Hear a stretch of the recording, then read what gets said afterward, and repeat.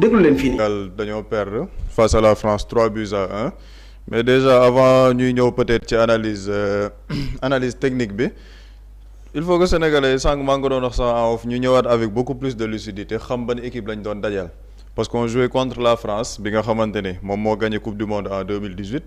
nekk vice-championne du monde en 2022 nekk la première équipe au classement FIFA mondial ba pare am ci seen biir équipe Mbappé qui est actuellement le Ballon d'Or am Olise am Mbappé am Désiré Doué ils ont des joueurs de très très grande classe donc tey jii du woon équipe bu ndaw la ñu doon dajal maintenant le Sénégal aussi c'était pas une équipe boo xamante ne xëy na France bëggoon nañ dajeek moom ci premier match wala ñu jàppee ko match à la légère parce que le Sénégal est aujourd'hui champion d'Afrique te ñun tamit suñu équipe am nañ ay joueurs yoo xamante ne ce sont des joueurs de grande classe yoo xamante ni ñu ngi jouer dans les plus grands championnats. Maintenant bu ñu ñëwee peut-être ci match bi da ngay gis ni par rapport à l'analyse technique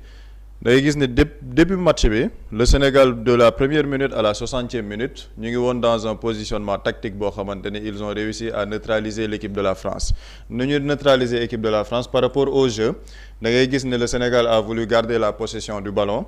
te bu ñuy garder la possession du ballon da ngay am les deux axes centraux yi nga xamante ni dañuy ubbi écarté dans l'entrée de la surface avec tout le temps deux solutions au milieu da ngay am Pape Gueye moom mooy wàcc en tant que sentinelle wala Gana Gueye ouvrir un peu sur le côté et tout le temps Edouard Mendy bi nga xamante ni moom moo doon nekk à la relance on cherchait une solution rapide par rapport au jeu bañ a sànni ça c'était la tactique de jeu bi nga xamante ne Sénégal commencé woon na ko et à chaque fois qu'on relançait sur un milieu de terrain il y avait tout le temps une solution au niveau de l'aile souvent avec Crépin Diatta bi nga xamante ni moom moo nekkoon ci côté bi donc booy xool par rapport à la sortie de balle boo xoolee image bi à travers une passe ci suñu ligne sentinelle bi on a pu réussir à casser la ligne de pressing bi nga xamante ne France tegoon nañ ko et bu ñu demee ci Crépin Diatta automatiquement qu'est-ce qui s'en est suivi par rapport à cette première action mooy à la sixième minute de jeu il y a eu un jeu en triangle Crépin Diatta bu duggee ci biir surface bu duggee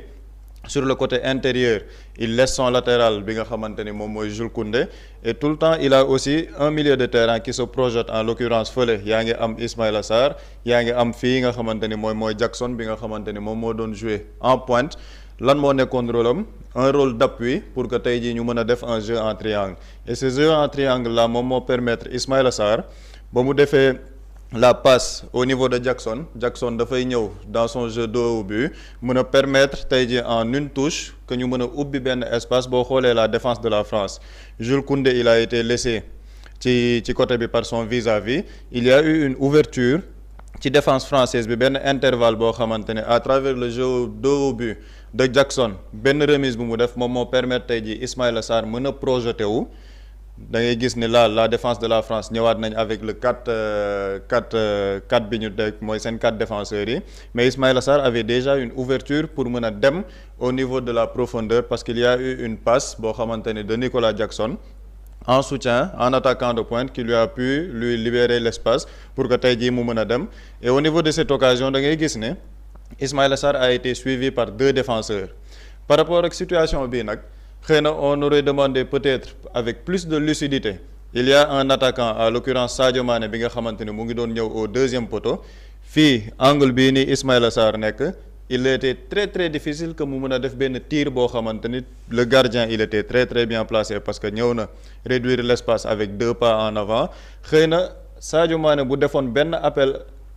ci biir comme ni ñu koy wanee nii ci image bi def un appel en profondeur Ismaïla Sarr avec une passe en retrait on aurait pu avoir un Sadio Mané qui est face au but xëy na loolu tamit ce sont des ajustements techniques yoo xamante ni peut-être au niveau de l'équipe nationale ñoom dinañ ko gis mais sur cette action avec 2 défenseurs yi nga xamante ni ñoo ngi ci kawam Ismaïla Sarr avec une passe en retrait et un appel en profondeur de Sadio Mané on aurait pu avoir une passe en retrait boo xamante ni Sadio Mané il aurait pu concrétiser l'occasion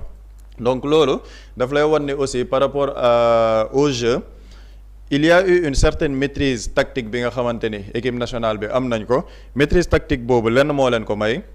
mooy dès l'entame de match parce que c'était ça aussi la difficulté bi ñu doon am ci suñu yenn match yi dès l'entame de match l'équipe nationale du Sénégal a pu être très très bien calibrée par rapport à son positionnement te positionnement boobu da ngay gis ni dañ doon wax un 4-3-3 moom mooy classement bi nga xamante ne moom la ñu wax équipe nationale du Sénégal moom la amoon mais da ngay gis ne en phase défensive par rapport au bloc l'équipe nationale était en 4-4-2. 4-4-2 gis nga instant yi ñu ngi woon à la 5e minute de jeu mais par rapport au bloc défensif da ngay gis ni quand la France a le ballon il y a un 4-4-2 au milieu 4-4-2 bi nan lay nekkee en place Ismaïla Sarr ak Sadio Mané ñoom ñooy ñëwaat au niveau du milieu de terrain bu ñu ñëwaatee au niveau du milieu de terrain ñoom ñooy resserrer les lignes ci beneen image bi la mooy image u 4-4-2 bi exactement fii da ngay gis ni par rapport à ce positionnement Ismaïla Sarr moom mooy ñëw resserrer au niveau du milieu pardon au niveau du milieu de terrain Sadio Mané tamit en tant qu'ailier ñëw resserrer au niveau du milieu de terrain et les deux yi nga xamante ni ñoom ñooy def le pressing en haut tu as Nicolas Jackson et Lamine Camara. Lamine Camara c'est un milieu de terrain mais moom la ñu joxoon le rôle d'aller vers le pressing tey jii booy xool par rapport à son match dañ naan il a eu le rôle de milieu box to box c'est-à-dire que par rapport au pressing même bu fekkee ne équipe nationale du Sénégal 4-3-3 la ñu démarré dans la phase défensive